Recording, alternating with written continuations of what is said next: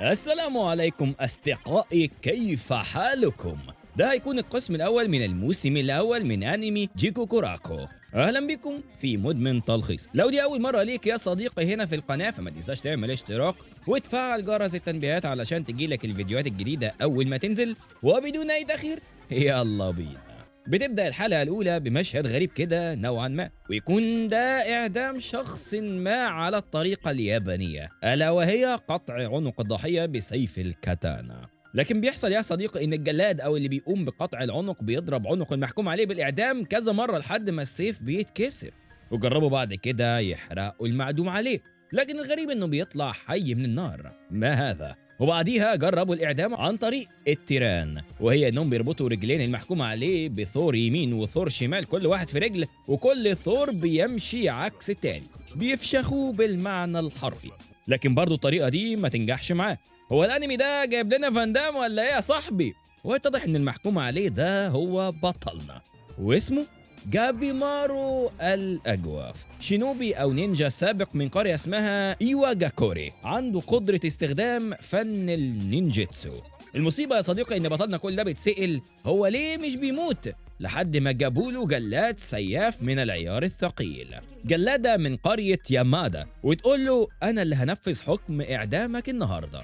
والغريب ان اول ما يشوفها يحس باحساس غريب يا صديقي، وانها خطر، فيكسر الاخشاب اللي كان مربوط فيها. وفي تلك اللحظه يا صديقي بتنط عليه بسيفها الحامي، لكن بطلنا يتفادى ضرباتها وبتساله انت اتحركت ليه؟ مش انت عايز تموت؟ لكن الاغرب يا صديقي ان الجسد بطلنا مش عاوز يموت، ويبدا يجري منها ويتفاداها لحد ما هي تستفزه. وهنا يا صديقي سرق بطلنا سيف من الحراس وقام هاجم عليها، وواضح ان اللي كان مديله كل القوه دي والحياه اللي جواه هي مراته اللي كان بيحبها. وهنا تفجر قنبلة يا صديقي من العيار الثقيل تلك ساموراي، ألا وهي إنها توريه ورقة عفو عنه، بس بشرط واحد فقط، إنه ينزل العالم السفلي ويروح يجيب من هناك إكسير الحياة. وكان بطلنا ده أول مرشح للموضوع ده، بما إنه محكوم عليه بالإعدام كده كده، فعادي لو مات هناك. واديت له مفاجأة تانية كمان، ألا وهي إن مراته لسه عايشة وهي عارفة مكانها فين. واكملت يا صديقي بان الطريقه دي اللي هو يعني يروح العالم السفلي ده ويجيب اكسير الحياه ويرجع هو سبيله الوحيد ليجتمع بيها من جديد. وبالفعل يا صديقي جابيمارو الأجوف يوافق ويقرر يوقف كل الحراس اللي حواليه، وبالفعل فعل النينجيتسو بتاعته ان ينبق لها بالنسكي، فقتل يا صديقي كل الحراس حواليه حرفيا، والقائد وقع من الفاجعه. وتاني يوم يجتمع كل المجرمين اللي هيروحوا قرية العالم السفلي دي، قالوا لهم التعليمات ووروهم آخر واحد رجع من القرية الغريبة دي وهو كل ورد مزرع جواه كده وميت. لكن القائد طلب غريب جدا من المجرمين انهم لازم يقللوا عددهم، بمعنى اوضح يا صديقي لازم يقتلوا بعضهم. وبالفعل يا صديقي بدأ المقاتلين بيهاجموا بعض ولا الهمج، لكن يا صديقي بطلنا جابيمارو كان ساكنا جدا ومش بيتحرك اصلا. وفي نص المعركة دي واحد من المجرمين قرر الهجوم على الساموراي البنت اللي اتفقت مع جابيمارو على اساس انها بنت وكده وانها ضعيفة، لكنه يجهل ما نعلمه كلنا يا صديقي، وقامت في ضربة واحدة مطيرة رقبته حرفيا هو واللي كانوا معاه يا صديقي. الغريب بقى يا صديقي ان جابيمارو راح للقائد وقال له ان قتل الناس دي امر غير مقبول ابدا، وسأله انتوا ما عندكمش اي طريقة تانية للفرز المقاتلين يعني غير القتل؟ وهنا الحراس بنفسهم كانوا لسه هيتدخلوا على جابيمارو، لكن واحد من الحرس الاول طلب من مجرم انه يهجم على بطلنا وهيمنحه العفو وقتي كده. وبكل هدوء بطلنا قال للمجرم التاني انك لو جيت وقربت مني وحاولت تقتلني هفشخك. وهنا بطلنا تحول الى غول قاتل وفشخ حرفيا بتاع 6 مجرمين وايديه مربوطه يا صديقي، انت متخيل يا مان؟ وهنا القائد امر الكل بالتوقف وقال لهم يلا بينا هنتحرك. وكان اللي هيروحوا بتاع 10 مجرمين، كل واحد منهم هيكون معاه جلاد من عشيرة اليامادا دي علشان يحرسوا أو بمعنى أوضح يراقبوا. وبالفعل يا صديقي بدأت الرحلة، وبالفعل يا صديقي كمان وصلوا إلى وجهتهم ووصلوا لجزيرة العالم السفلي اللي كله بيخاف منها. واول ما وصلوا يا صديقي قام قاطع الحبال اللي ممسوك بيها، وهنا قالت له الجلاده اللي بتراقبه انه غير مسموح انه يفك الحبال دي، وهنا هي هددته بالسيف الفتاك بتاعها. وبطلنا على الناحيه الثانيه وافق نوعا من عدم الجدال وتضييع الوقت. وفجاه يا صديقي واحد مخبول عملاق كده من المجرمين بيرمي بسلاحه على بطلنا، وفجاه بيرزعه في شجره، لكن بطلنا بيقوم عادي خالص. والغريب ان المجرم ده اكمل الهجوم على جابيمارو، والاغرب اكتر ان كل اسلحه المجرم ده كانت بتتكسر اول ما بتوصل الى بطلنا، ويرد عليه بطلنا في لحظه واحده فقط، ويقوم فاشخ المجرم ده حرفيا بضربه واحده يا صديقي. لكن المجرم ده بيقوم من جديد، لكن يا صديقي جابيمارو مش بيهزر، فاما خلص عليه كده وقت في لحظه. وفي تلك اللحظة اليامادا أو الجلادة اللي كانت بتراقب المجرم العملاق ده قام قاطع رقبته وقال لهم أنا كده مهمتي خلصت، أنا راجع. وقبل ما يمشي بيحضر الجلادة بتاعتنا ويقول لها إن الجزيرة دي هتنقلب رأسا على عقب كمان ساعات، فحضري نفسك للي جاي علشان مش هيكون سهل نهائيا. ومشي. الأغرب يا صديقي إن بطلنا بدأ بالهجوم على الجلادة بتاعته، ما نعرفش ليه، وبدأوا في القتال ضد بعض. الأغرب والأغرب يا صديقي إن الجلادة في حاجة منعاها إنها تخلص على بطلنا، في نفس الوقت في حاجة منع بطلنا إنه يخلص على الجلادة دي، لحد ما وصل إنه حط السيف على رقبتها. لكن يا صديقي هناك إرادة أخرى نابعة من مراته إنها تمنعه من قتل الناس الأبرياء أو المظلومة، وأوقفته الجلادة بكلامها فقط.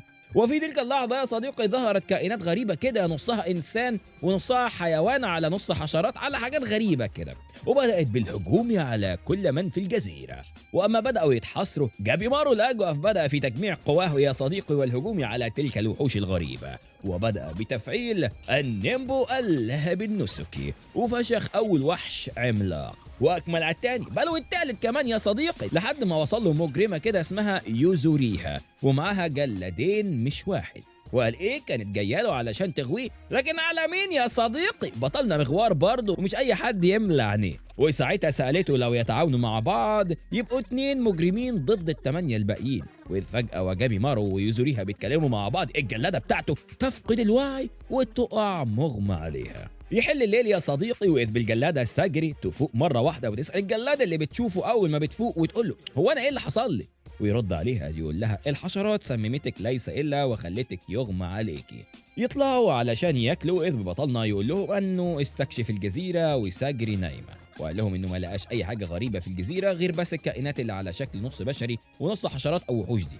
جه الليل وبداوا المراقبه على المساجين، وبداوا يدردشوا مع بعض شويه. وهنا اعترف بطلنا يا صديقي ان الجلاده دي بتهديه وبتفكره بمراته، فعشان كده ما كانش عارف يقتلها. تاني يوم الصبح بيجي ويكون في جلاد تاني كده واضح انه معجب بالجلاده بتاعتنا، وكان بيحاول يقنعها ان الساحه دي ساحه رجال وده مش مكانك. ولسه بيكمل كلامه اذ بمجرم من المجرمين العشره يا صديقي عملاق كده بيظهر وراه ويقطعه الى نصفين حرفيا.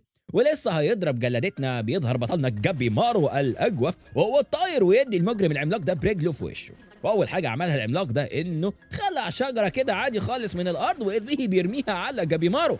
لكن بطلنا بيتفادى الضربه يا صديقي، ويبدا بطلنا في تحليل كل تحركات هذا العملاق، ويبدا يوجه جابيمارو الضربات من النينجيتسو، لكن للاسف كلها تكون غير فعاله ضد العملاق هذا. هنا تظهر ساجري وتقاتل مع جابيمارو، لكن يا صديق هم في نص القتال بياخد جابيمارو ضربه حرفيا تلزقه في الارض وكان هيموت.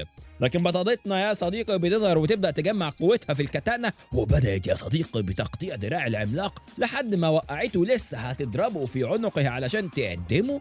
بيتحرك بسرعه جدا. وهنا يا صديقي فعل جابيمارو النيمبو عاصفة الصخرة نمط اللهب النسكي، وبعديها فعل النيمبو نسيج الزفير نمط اللهب النسكي، وبعديها النيمبو الصخرة العظيمة نمط اللهب النسكي، وبعديها يا صديقي النيمبو لحاف الأشواك نمط اللهب النسكي. لكن للأسف كل ده ما كانش كافي إنه يوقف العملاق ده، لكن اتضح إن أصلا جابيمارو ما كانش بيستهدف العملاق ده، كان عاوز يولع في الغابة كلها علشان العملاق يختنق. وفي تلك اللحظة يا صديقي انتهزت الجلادة الفرصة أول ما يحني رأسه فتقوم نط عليه ومطيرة له رقبته، وبالفعل تفعلها الجلادة وتقطع رقبته. بعديها جريوا الاثنين علشان النار كانت كتيرة جدا، وبسبب تلك النيران يا صديقي بدأت وحوش الجزيرة كلها تتجه إليها، واتجهوا هم إلى المكان اللي كانت الوحوش جاية منه. وفجأة بيلاقوا حد بيراقبهم ويلاحظ بطلنا الجاسوسة دي ويبدأ يطاردها لحد ما يمسكها، ونكتشف كلنا أنها بنت طفلة. لكن بيطلع لهم وحش شجري كده غريب جدا ويبدأ يهاجمهم. جابيمارو يسيبه من الوحش ده ويبدأ يطارد الطفلة دي من جديد ويبدأ يتكلم معاها وهم بيجروا ورا بعض، لكنها تقفشه وتقلبه قلبة كده في الهواء وتكمل هروب. لكن جلالتها تبدأ المطاردة بتقول لها إنهم مش عاوزين يضروها نهائيا وعايزين يسألوها ليس إلا. فتقف الطفلة وتسمع الكلام، لكن تفاجئنا إنها كانت بتحاول تضرب جلالتنا، وهنا يا صديقي جابيمارو يلحقها ويحميها من الضربة. وهنا يا صديقي بطلنا ياخد الضربة ونوعا ما تكون جامدة. لكن جابيمارو يا صديقي بياخد الحبال من الأشجار ويربط الطفلة دي بيهم. وأول حاجة سألها قال لها إنه بيدور على إكسير الحياة، فبلاش غباوة معاه علشان ما يقتلكيش. وبدأت الطفلة دي بالعياط فجأة كده، فنزلوها علشان توقف عياط. لكن هنا اتكلم الوحش الشجرة ده وقال لهم ادولي البنت وانا هقول لكم على كل حاجة. وبالفعل قد كان يا صديقي، وداهم بالفعل بيته اللي هو كان بيت بشري عادي جدا، وجوه فيه زينة بشرية عادي خالص مش فاهمين في ايه. واول حاجة عملوها البنات انهم اخدوا حمام ساخن، يا عيني على الهنا. وعند ناحية الولاد فضل بطلنا يسأل الشجرة عن كل الأسئلة اللي هو كان عاوز يعرفها، واولها فين إكسير الحياة. وحكى لهم الشجرة كل حاجة عن إكسير الحياة. وأول حاجة حكى لهم عن تقسيمة الجزيرة. الجزيرة بتنقسم إلى الشط ثم الغابة وفي قرية في النص كده وفي قرية تانية في قلب الجزيرة، لكن الضباب كتير قوي هناك. وقال لهم في الآخر كده إن أي حد بالجزيرة بيموت في الآخر، علشان كده كنت بجاوب على كل أسئلتكم، أصلا هتعملوا بيها إيه يعني؟ وقال لهم كمان إن في قلب الجزيرة في كائنات اسمها التنسن، ودول الكائنات الأهم والأقوى على الجزيرة، ودول معاهم إكسير الحياة. وهنا يا صديقي تنتهي الحلقة السابعة من ذلك الأنمي الياباني. لو وصلت لحد هنا ما تنساش تشترك في القناة وتفعل جرس التنبيهات علشان تجيلك الفيديوهات الجديدة أول ما تنزل. وبس كده، سلام عليكم.